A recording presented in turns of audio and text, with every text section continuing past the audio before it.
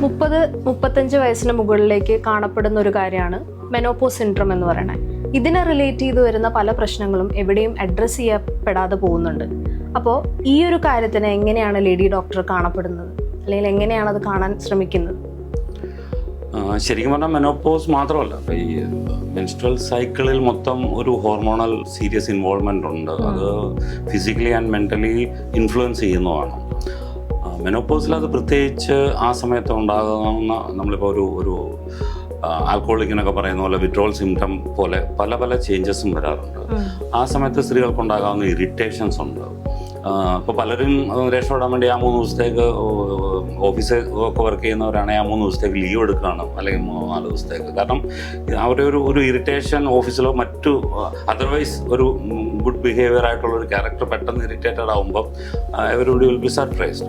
അപ്പോൾ അങ്ങനത്തെ അവരതിനെ അവോയ്ഡ് ചെയ്യുന്ന ഒരു രീതിയിലാണ്. അപ്പോൾ പലപ്പോഴും വീടുകളിൽ ഉണ്ടാകാവുന്ന പ്രശ്നങ്ങൾ, ഭർത്താവുമായിട്ടായാലും കുട്ടികളുമായിട്ടായാലും ഒക്കെ ഉണ്ടാകാവുന്ന പ്രശ്നങ്ങൾ ഈ സമയത്തുള്ളതാണ്. പക്ഷേ ഇതിന് ഒരു മെഡിക്കൽ അറ്റൻഷൻ വേണ്ടതാണ്. ആ സമയത്ത് വേറെ എന്തെങ്കിലും മരുന്നുകൾ കഴിക്കണോ, അല്ലെങ്കിൽ ഈവൻ സോർട്ട് ഓഫ് കൗൺസിലിംഗ് വേണോ, ഇങ്ങനത്തെ കാര്യങ്ങൾ ആരും അറ്റൻഡ് ചെയ്യാറില്ല. അത് ആ 3 ദിവസം എങ്ങനെയും സ്കിപ്പായി പോവുക എന്നുള്ള ഒരു ലെവലിലേക്കാണ് പോകുന്നത്.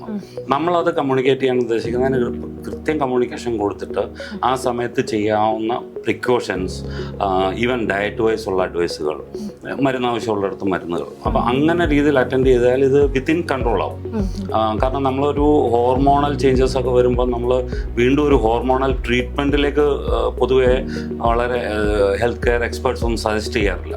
അതിനെ വലിയ രീതിയിൽ പ്രശ്നങ്ങളുണ്ടാകാത്ത രീതിയിൽ കൺട്രോൾ ചെയ്ത് കൊണ്ടുപോകുന്നതാണ് നമ്മുടെ ബോഡിക്കും നല്ലത്. അല്ലെങ്കിൽ ഈ പല സമയത്തും എടുക്കുന്ന മരുന്നുകൾ ലോങ് ടൈമിൽ നമുക്ക് മറ്റു പ്രശ്നങ്ങളുണ്ടാകും.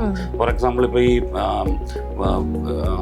ആരംഭം മുതൽ എന്നൊക്കെ പറയുന്ന സമയങ്ങൾ പെയിനൊക്കെ ആകുമ്പം അന്നേരം ഒരു പ്രോപ്പർ പ്രിസ്ക്രിപ്ഷനിൽ എടുക്കുന്ന പെയിൻ കില്ലേഴ്സ് ഒക്കെ ഉണ്ടാകാം. That is good. പക്ഷേ നമ്മുടെ ഒരു പ്രാക്ടീസ് അനുസരിച്ച് അടുത്ത പ്രാവശ്യവും പെയിൻ വരുമ്പോൾ ഒരു ഡോക്ടറെയും കാണാതെ സെയിം മരുന്ന് കഴിക്കുന്ന രീതിയാണ്. ഇത് ലോങ് ടൈമിൽ സ്ഥിരമായിട്ട് ഇങ്ങനത്തെ മരുന്നുകളെ ഡിപ്പെൻഡ് ചെയ്യുമ്പോൾ ഈവൻ ഇൻഫെർട്ടിലിറ്റി വരെ വരാവുന്ന പ്രശ്നങ്ങളിലേക്ക് പോകുന്നുണ്ട്.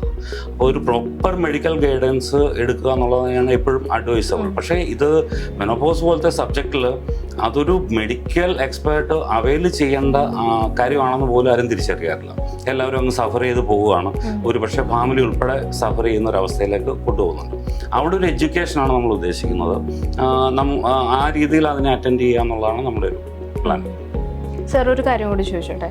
അതായത് ഇപ്പോൾ ഈ ഒരു ലേഡി ഡോക്ടർ കൺസെപ്റ്റിൽ നമ്മൾ നാളെ എന്തെല്ലാം കാര്യങ്ങളാണ് ചെയ്യാൻ പോകുന്നത്, ഈ ഹൊറൈസണിലേക്ക് നമ്മൾ ആഡ് ചെയ്യാൻ പോകുന്ന മൂവ്മെൻറ്റുകൾ അല്ലെങ്കിൽ എന്ത് മെസ്സേജുകളാണ് നമ്മൾ പറയാനായിട്ട് ആഗ്രഹിക്കുന്നത്? നമ്മളിപ്പോൾ ആദ്യമായിട്ടും പറഞ്ഞ പോലെ തന്നെ ഈ അറിവായിരിക്കും നമ്മുടെ ഒരു അറിവ് കൊടുക്കുക എന്നുള്ളതായിരിക്കും നമ്മുടെ ഒരു പ്രൈമറി ഒബ്ജക്റ്റീവ്. അപ്പം നമ്മൾ ഒരു വുമൺഹുഡിന് വേണ്ട എല്ലാ നോളജുകളും പ്രോപ്പറായിട്ടുള്ള ലേഡി ഡോക്ടർ നെറ്റ്വർക്കിൽ കൂടെ കൊടുക്കുക എന്നുള്ളതായിരിക്കും. അത് റീപ്രൊഡക്റ്റീവ് സിസ്റ്റം ആയാലും ശരി, മെൻസ്ട്രൽ സൈക്കിളുമായിട്ട് ബന്ധപ്പെട്ടുള്ളതായിരിക്കും, ടോട്ടലി ലൈഫ് സ്റ്റൈൽ കെയറുമായിട്ട് ബന്ധപ്പെട്ടതായിരിക്കും. അപ്പോൾ അതുമായിട്ട് ബന്ധപ്പെട്ട കൗൺസിലിംഗ്, അഡ്വൈസിങ്, മെഡിസിൻസ്, ഇത് മൊത്തം പ്രൊവൈഡ് ചെയ്യുന്ന ഒരു നെറ്റ്വർക്ക് ആയിരിക്കും നമ്മൾ ഇതിനകത്തുള്ളത്. ഇന്നിപ്പോൾ നമ്മൾ എന്ത് കാര്യത്തിനും ഗൂഗിൾ അന്വേഷിക്കുന്ന പോലെ നാളെ സ്ത്രീകൾ എന്താവശ്യത്തിനും സെർച്ച് ചെയ്യാവുന്ന ഒരു പ്ലാറ്റ്ഫോമായിട്ട് മാറുക എന്നുള്ളതായിരിക്കും നമ്മുടെ ഒരു ലക്ഷ്യം.